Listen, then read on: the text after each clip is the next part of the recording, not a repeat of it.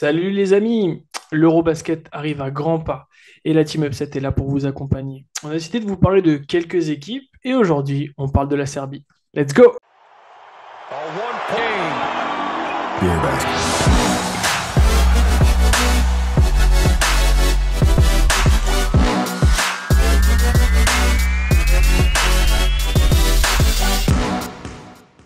Salut à tous les copains, on parle aujourd'hui avec Monsieur Romuald et avec Monsieur Olivier. Ça va bien? Salut les Salut, gars, salut à J-10 tous. avant l'euro, ça arrive, hein. Ouais, Alors en J-10 plus, quand on enregistre, hein, on sait pas trop quand Quand ça on va enregistre, sortir. alors on enregistre, ouais, c'est c'est ça, ça, c'est ça. Et exactement. puis en plus, on parle d'une équipe et pas n'importe laquelle aujourd'hui. On parle d'un des grands favoris. On va parler de la Serbie. La Serbie, elle a terminé deuxième à l'Euro 2017. Elle a perdu en finale contre la Slovénie et elle était absente des JO grâce à nos amis les Italiens, la Squadra Azzurra. Alors, la Serbie, est-ce qu'on la voit autre part qu'en finale? Ils ont un roster élite, ils sont complets sur tous les postes, ils sont assez fatigants parce que tous leurs joueurs sont de très haute qualité avec des rôles majeurs dans leurs équipes. Olivier, cette Serbie, tu la vois pas autrement que gagner, non? Bien sûr que si. Justement parce que tout est écrit a priori pour qu'elle gagne. euh, on le voit hein, sur les différents Eurobasket, bah, à chaque fois c'est argent, argent, cinquième. On parle à chaque fois de déception, on comprend pas pourquoi ça marche pas. Donc moi, juste histoire de pas changer les bonnes habitudes, voilà, je les vois pas gagner et la présence de Monsieur Pezic comme coach vient me renforcer dans cette idée-là. Ça me permet d'enchaîner rapido sur les matchs amicaux.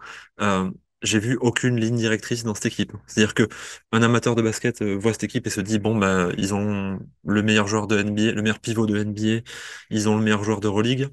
Euh, à un moment, c'est facile de construire autour. On met des, ben oui, effectivement, en théorie, on a Micic, on a Jokic, on a Lucic, on a Kalinic, et puis derrière, il faut mettre un shooter. Et là, sur les matchs amicaux, c'est jamais la même équipe. Il y a eu Dobric, il y a eu Marinkovic, il y a eu Guduric, il y a eu Nedovic, à qui on a filé 25 tirs au premier match contre la Slovénie. Enfin,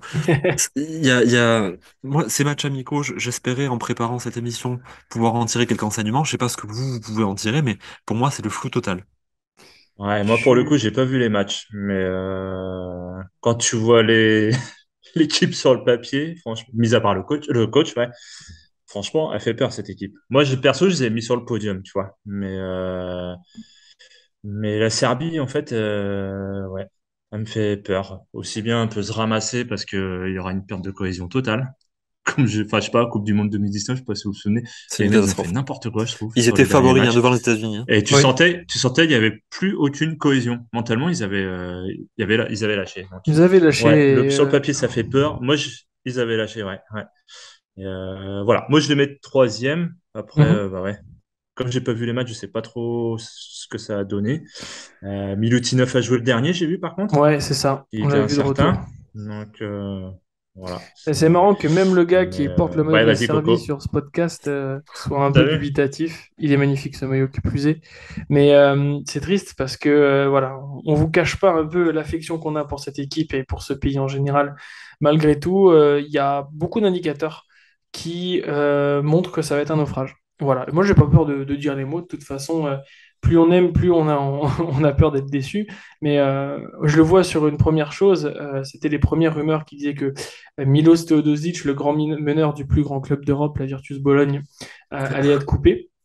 Ça a été le cas, il a été coupé, et on a vu les joueurs sur une vidéo fêter ça, sans le coach. Ouais. Au revoir, Ça, m- capitaine. Ça montre l'ambiance avant le Voilà. début de l'Euro déjà. Et ça veut tout dire, ça veut tout dire, et C'est ça rappelle la dernière Coupe du Monde. C'est très triste parce que concrètement, c'est un joueur qui est structurant pour cette équipe, même si voilà, ce poste est, je dirais, triplé dans la sélection même sans lui. Malgré tout, il était absent des deux dernières compétitions majeures pour cause de blessures. Euh, c'est pas normal. On a un coach qui est basé sur des systèmes qui datent de 20 ou 30 ans.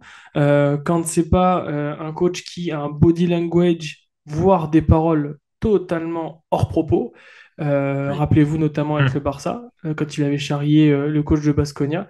Et au final, bon, bah, c'est lui qui a perdu la finale. Il y a beaucoup de choses comme ça. Moi, je les vois courir la catastrophe, la Serbie. Malgré tout, si on devait un peu sortir du positif, On a parlé du coach qui était compliqué, l'absence de Teodosic et Bogdanovic, et des profils de spécialistes, même si c'était polyvalent. Ils ont quand même des atouts incroyables. C'est roster élite, mais cette capacité à essouffler l'adversaire avec énormément de joueurs de grande qualité, ça va leur servir malgré tout, non? T'en penses quoi, Olivier? Bah, ils ont, pour moi, enfin, sur les postes intérieurs, le meilleur joueur de la compétition, avec Nikola Jokic. C'est un mec qui est capable de créer pour lui, pour les autres. On peut faire tourner un système autour de lui. Euh, Par rapport à 2019, il est beaucoup plus affûté. Il sort de 2 saisons historiques d'un point de vue statistique avec Denver, où il a tenu une équipe qui finalement sur le roster est pas beaucoup plus forte que la Serbie, sans blague, hein. Donc il y a de vrais role-players autour de lui. L'équipe elle est à maturité.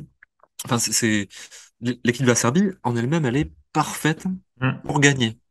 Et Oui, en théorie elle est programmée pour gagner. oui, Euh, moi, ces atouts, je les vois là. Misic, j'en parle même pas, on en a parlé toute la saison dans nos hebdos, hein, reprenez-les, hein. C'est un playmaker parfait. Donc, ils ont les deux playmakers, ils ont les shooters, ils ont les profils défensifs.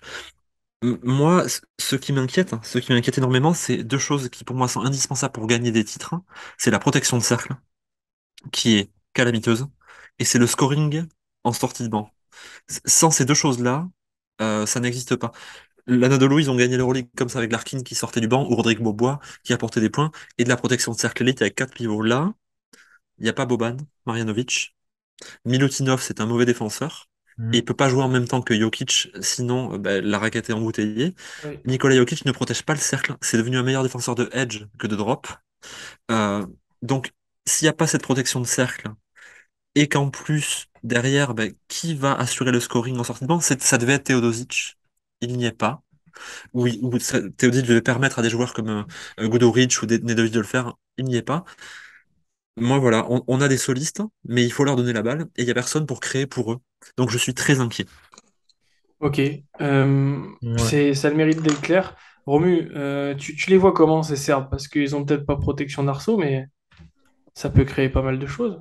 Niveau offensif, bah ouais. Après, ils ont, bah, comme disait Olive, ils ont Jokic qui peut distribuer. Enfin, on connaît le garçon, hein. Enfin, il est capable de jouer meneur, meneur intérieur. Après, après, ce qu'il leur faudrait, c'est enlever le coach, en fait, de l'auto-coaching. Voilà. Peut-être Ouais. ils pourront Après, peut-être c'est aller bien loin. intéressant ce que tu dis. Mais Bon, on sait jamais, il peut faire un claquage un peu comme Mitrovic, il est arrivé à Monaco, il pouvait plus coacher c'est sur le banc, il avait eu mal. Mais c'est clair. est-ce que ce groupe peut pas se souder aussi contre le coach et gagner comme ça? Ça s'est déjà Et vu. est-ce que c'est pas une Ça. stratégie? C'est une excellente question. Excellente Hmm. question.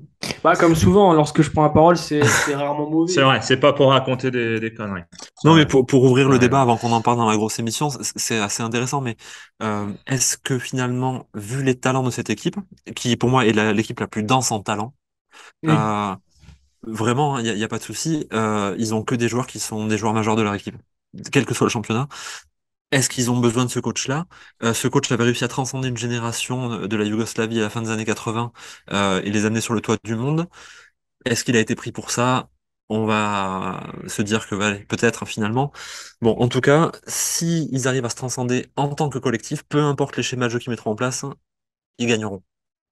Mais c'est un énorme point d'interrogation pour moi.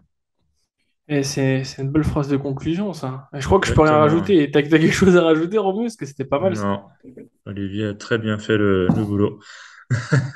Ouais, c'est pas mal du Donc tout. voilà. Est-ce que Ouais. on peut rappeler la poule de la Serbie Ouais. qui... C'est groupe D, du coup. Israël, République tchèque, Voilà. Pologne, et j'ai pas retenu les deux derniers. Finlande et Pays-Bas. Finlande et Pays-Bas. Donc ils Ok. sortent des poules. Enfin, ils ont de quoi sortir des poules Ils tranquillos sortent aussi, hein. premier de la poule, facile. Ouais, exactement. Ouais. En faisant tourner. Et croiseront la poule de la Grèce Bah, ensuite. en théorie, ils Ah. croisent la Slovénie en demi-finale, si tout va bien pour eux. Et alors Hmm. là, et alors là. Alors là. Sachant qu'ils ont perdu en amical contre la Slovénie, les copains. Après Et prolongation, non? Ouais, Non? après prolongation, effectivement. Mhm. 100. 97-92 et re-regardez le match si vous pouvez. C'est intéressant.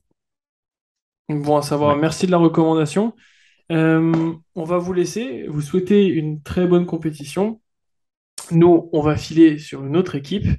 Merci d'avoir suivi Upset Media. N'hésitez pas à vous abonner, à liker les vidéos. Je le demande jamais, mais je le fais. Je me fais un petit kiff comme ça.